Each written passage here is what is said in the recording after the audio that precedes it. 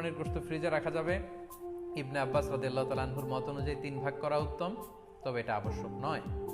আপনি 1 ভাগ নিজে খাবেন, 1 ভাগ আত্মীয় স্বজন প্রতিবেশীদের দিবেন, আরেক ভাগ গরিব দুঃখীদের মাঝে বন্টন করে দিবেন, এটা উত্তম, কিন্তু এটা আবশ্যক নয়। পুরো গোশত যদি আপনার লেগে যায় আপনি ভোগ করতে পারেন, আর যদি আপনার কাছে অতিরিক্ত গোশত থাকে এটা আপনি আত্মীয়দের দান করুন, গরিব আত্মীয়দের আপনি উপহার দিন, গরিব মিসকিনদের, সুবিধা বঞ্চিত মানুষদেরকে আপনি এগুলো দান করুন। কারণ সূরাতুল হাজ্জের 28 নম্বর আয়াতে আল্লাহ তাআলা বলেছেন, ফাকুলু মিনহা ওয়া আত'ইমুল বাঈসাল ফাকির, তোমরা কুরবানির এই গোশত নিজেরাও খাও এবং অভাবী লোকদেরকে দাও।